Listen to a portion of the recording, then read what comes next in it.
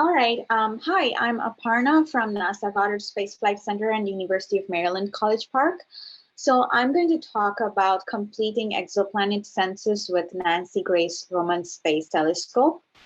And so the Roman Galactic Time Domain Survey, as already Julie McHenry has mentioned, that it is expected to be about 6 seasons, each of like 72 days.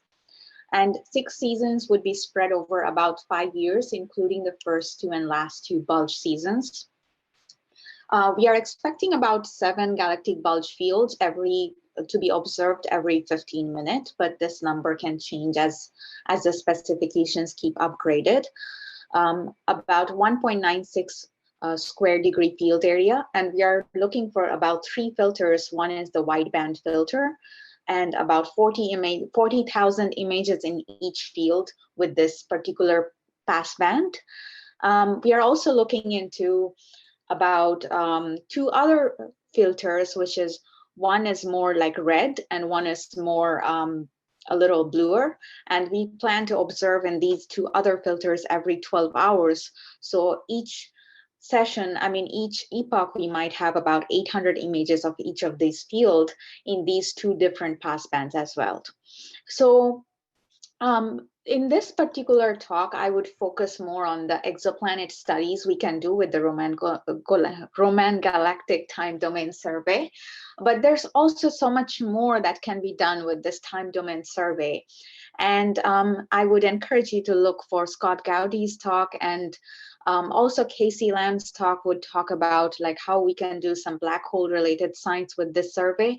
But with my talk, I would focus more on the exoplanet studies. So the main thing about this study is that the exoplanets will be detected with microlensing. And the exoplanets that will be detected with microlensing technique is that these exoplanets are wide orbit planets of different masses that will go from super Jupiter to about as small as Mars mass. And the most important part is that these planets are all beyond the snow line around GK and M type stars.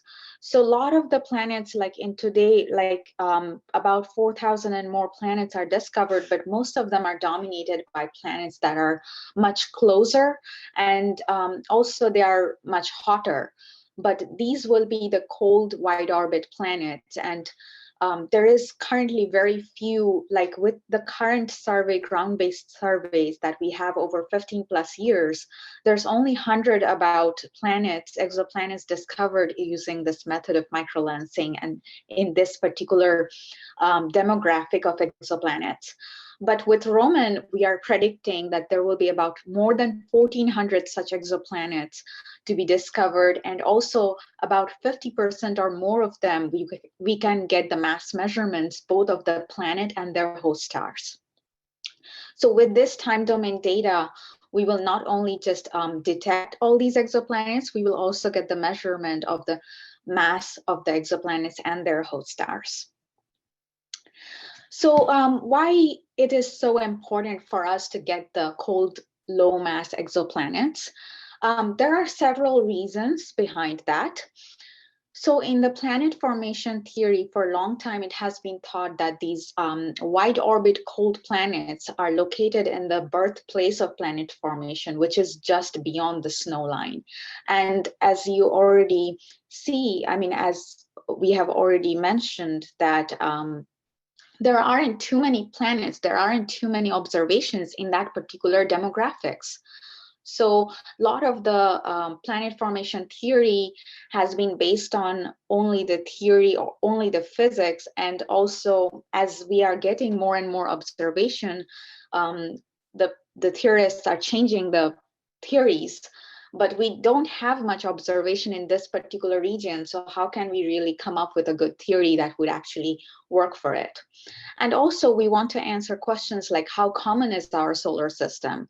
It is not very common up till now to see like Jupiter-like or Neptune-like planets at the place that is beyond the snow line and at that particular distance. So we would really like to know how common is our solar system. Where does the water on Earth come from? I mean, a lot of theories already think that the water on Earth actually came from a lot of these cold planets that are beyond the snow line. And do planets really form in the same way, even far from us, like closer to galactic center?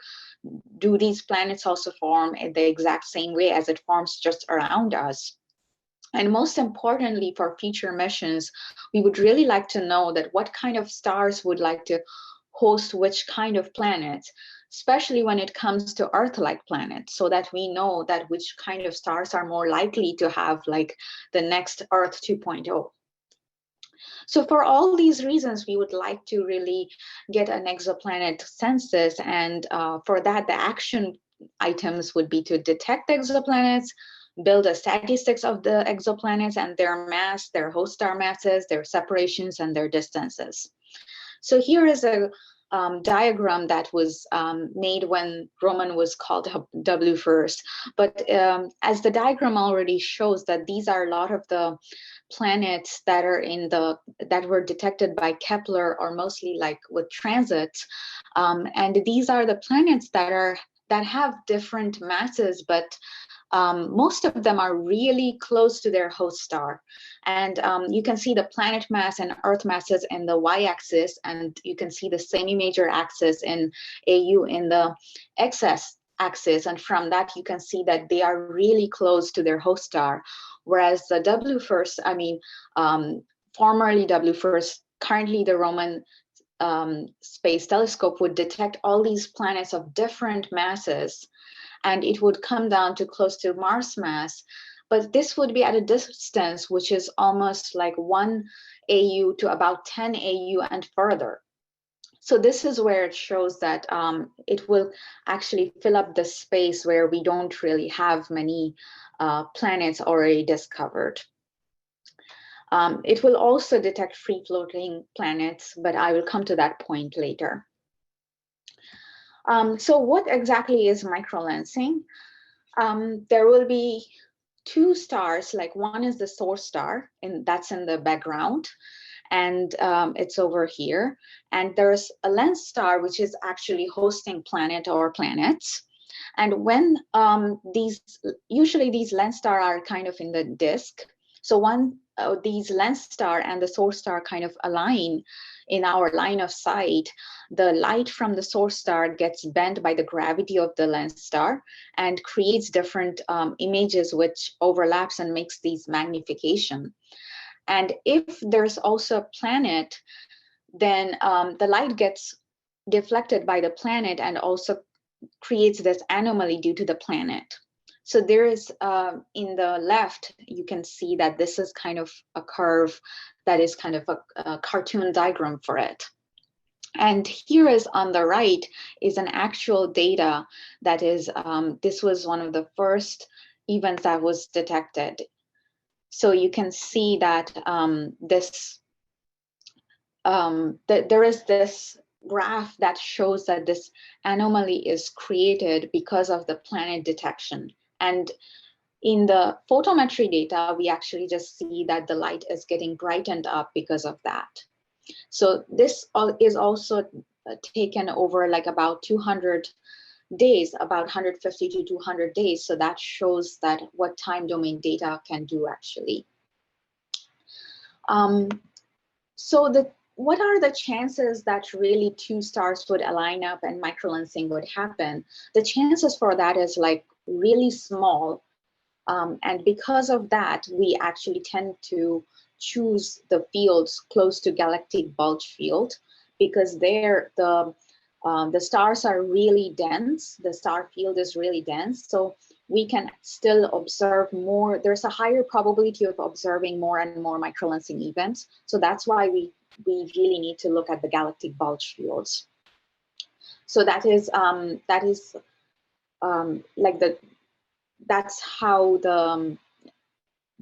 how it is really beneficial for us to look at the bulge field.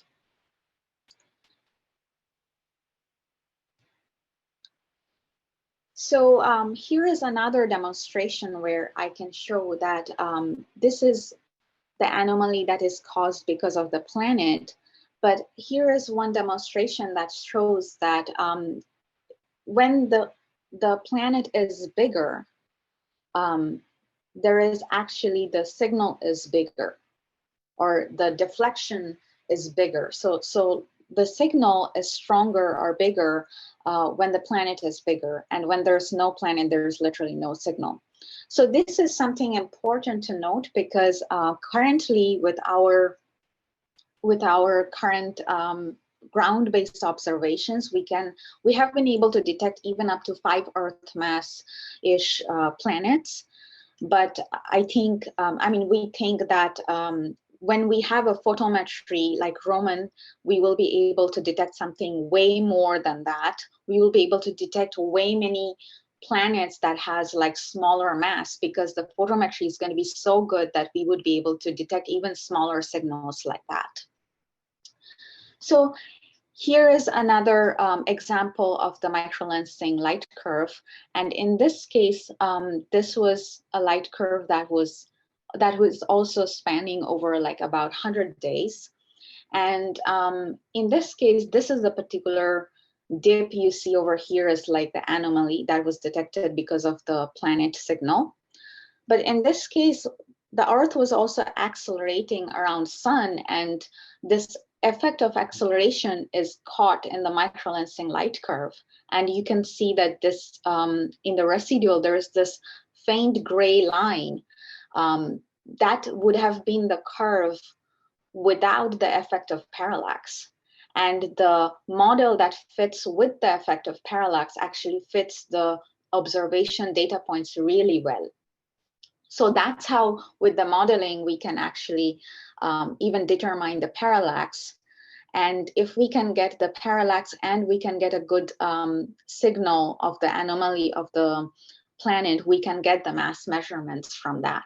And you can see that even from ground-based data, this was like 10 Earth mass detected around a 0.56 solar mass star. So with this, I want to say that the planet detection, both the planet detection and the parallax detection, will improve significantly due to better photometry of Roman.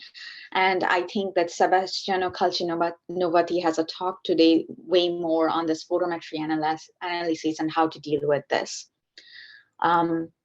There's also another way to do the mass measurement, because not always we can detect the parallax signals. It's very delicate. Obviously, with Roman, we would be able to detect more and more parallax signals. But even if we cannot detect the parallax signals, we can still get the mass measurement with lens detection. So what happens is that during the peak of the event, the lens is really covered, like it's really the source that is magnified, and all we can see is just the source flux. But about a few years later, the source and the lens, they're kind of separating out. And we can see that about, let's say, 4.5 years later, there will be about 10 to 30 milliarcsecond separation between them. So we obviously need high angular resolution to measure or separate these source and lens, these two stars. So currently we have a precursor program with both Keck and Hubble for doing this kind of mass measurements and developing this method. But the good thing about Roman will be that not only Roman will be observing these 72 days epochs with the time domain, but also it will be observing in high resolution, and it will be observing in multiple epochs. So if something like this happens in one epoch, if we detect a peak, and if we detect the light curve and the exoplanet, then like about 4 years later, or a couple years later, or a couple years even behind, we can look at the data and we can see that the source and lens are separating out. And from that, we can actually detect the source and the lens, and we can get the mass measurement of the exoplanet and the host star. So here is one example of this case where this was done with both Hubble and Keck independently. And we got the similar mass measurements with both Hubble and Keck.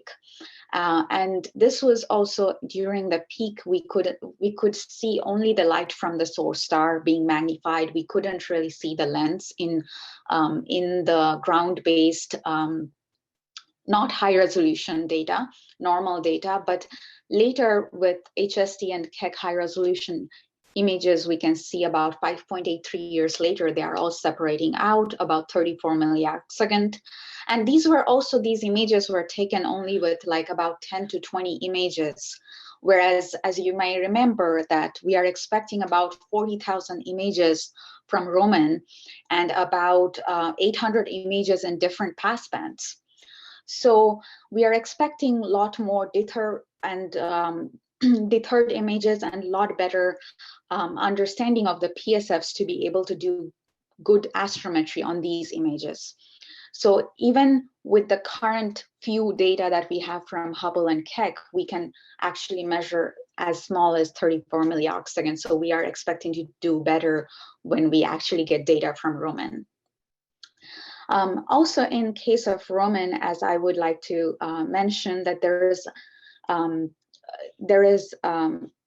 going to be, so Hubble images were bluer images and Keck images were more red images in terms of filter. But in case of Roman also, that's why we would like to take images in several different filters, because that would enable us to see this variation.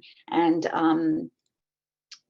in one of the slides, I mean, here I would like to show you that even if we can't see the two images, the two stars, lens and source, separating out, even if we can't see them totally separating out, even if it's an image like this, we can actually see in different passbands, we can see the centroid of the image is kind of moving. Centroid of the two PSFs are moving. And from that, we can predict that which one is lens, which one is source, and we can detect the lens and we can get the mass measurements.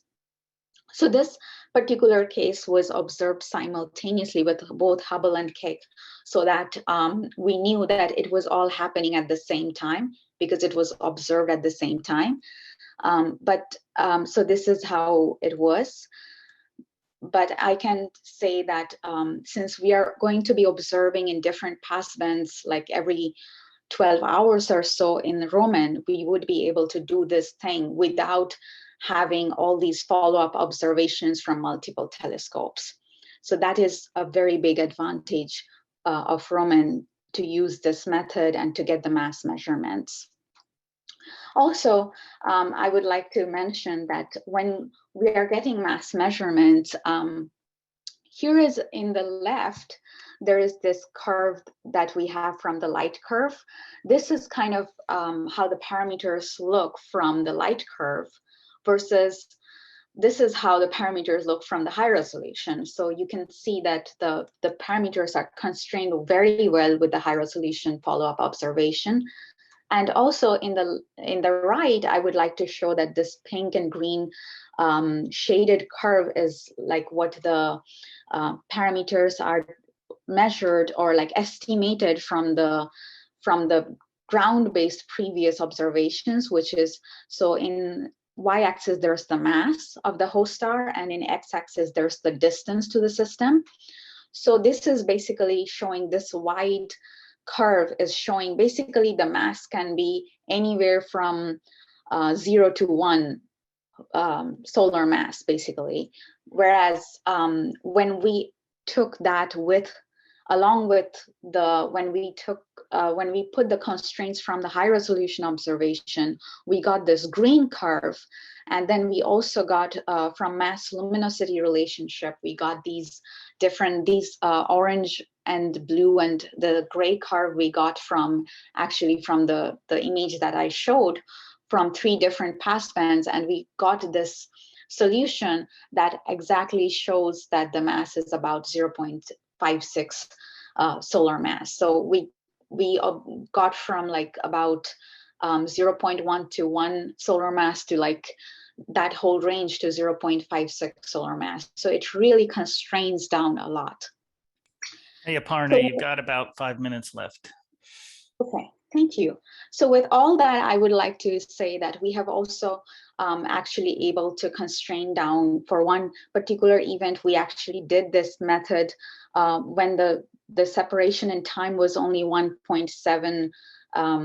It was the observations were taken only 1.78 years after the peak of the event with HST in 2005. And recently we actually confirmed the event when the lens and source has separated more with the Keck image, and we saw that those observations were really consistent and they were giving the same mass measurements that was done with HST.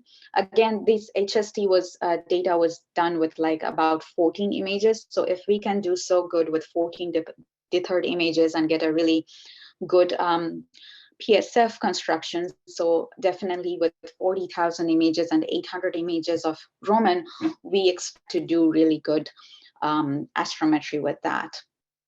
There's also some highlights I would like to mention is that apart from just bound exoplanets, we can also detect free-floating exoplanets with this method, since we do not actually need to depend on the light from the host star. We are only observing the effect of the light that is bent in the presence of the planet. So because of that, we can detect even free-floating planets. And I would encourage you to go and look at Samson Johnson's talk tomorrow for that. And we can even get mass measurements for the free-floating planets using the parallax finite source method using Rubin and Roman.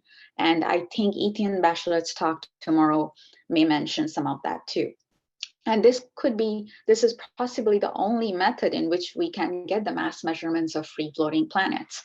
Here is actually one example of this method using Gaia by Verzikowski 2020 et al. So with that, I would just like to come to the concluding sides that, with all these methods that are still under development and we are still like in the process of doing a lot of simulations and choosing the best filters and everything and the best fields. So with all of that, we are hoping that we would be able to get 1,400 plus cold low mass exoplanets, 700 plus mass measurements around GKM stars, learn way more about the planet formation and not just nearby to us, but also far from us, and what kind of stars would host different type of planets, especially Earth-like planets. And I think there's a prediction that there will be about 500 plus planets, Earth-like planets, 500 plus like 10 Earth mass planets, and about 180 planets like Earth-like planets would be probably discovered in this method. So, and this could also be the only way to get mass measurements for free-floating planets. So, with all that, if we actually know. If we can actually cover the exoplanet census, and especially getting all the data that we have already got from Kepler and also Cheops and further follow-up radial velocity things, and then also if we can get from Roman galactic exoplanet survey, if we can get all the blue region, then we can interpolate in between, and we can probably try to find what sort of stars would like to host habitable zone planets and stuff like that.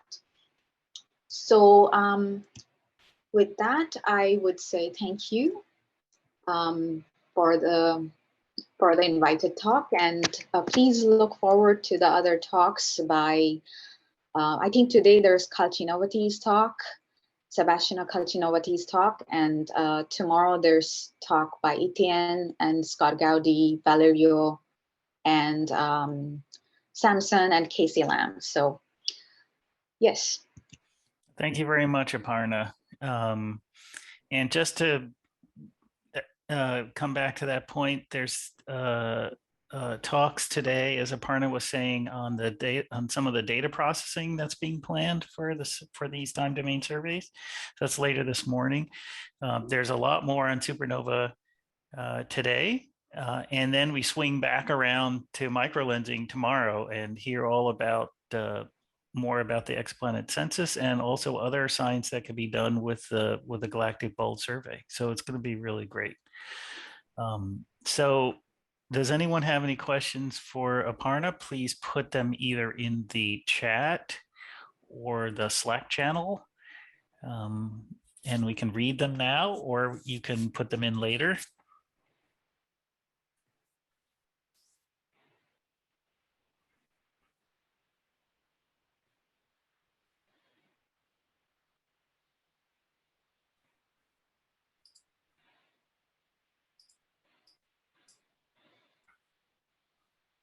Looks like Will, you said you had a question, but you didn't type it in. Are you going to put it in the Slack, or you want to?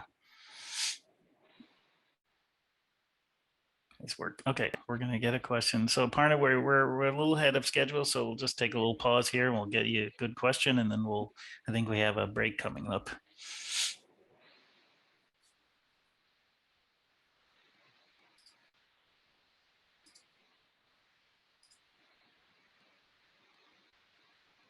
Looks like there's also a question in the Slack thread. Yeah, I don't see anything in Aparna's, but it could be if it's in the general one or somewhere else and you see it, go ahead and read it. It's from Jessica Liu. It was in session 2. So what cadence will the multi-filter data be taken at?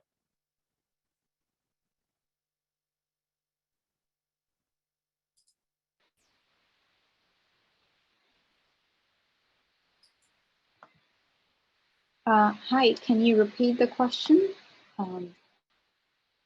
So the question is, what cadence will the multi-filter data be taken at? Oh, I think that it would be taken every 12 hours instead of every 15 minutes. But also like all the fields would be taken, I think, every 12 hours. So like I think each, I'm not sure that if each filter, like each red filter will be taken once in 24 hours or once in 12 hours. I'm not sure on that, but I know that we don't know if it will be taken alternatively or we will be taking data in both the pass bands, both the red and blue pass bands every 12 hours. I don't know about that.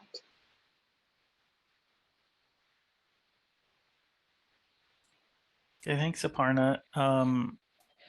There's something, let's see. Looks like Will has his question. Yeah, Will's his question in there about additional science from the Galactic Bulge survey. What's the best way to coordinate these efforts in the science team phase? That's I think Scott Gowdy, is he in the call? I don't know. If, I think he's going to give more. Yeah, these are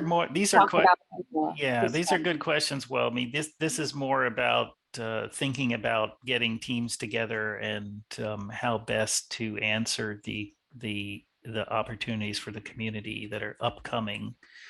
And perhaps those are good discussion. Those are good topics to come back to in a discussion, or something you might want to handle privately. I'm not sure. So Will had a part 2 to that question. You mean, should there be one large microlensing team with all the science? Or okay, that goes consistent with my suggestion. Okay. That's about forming teams. I think that's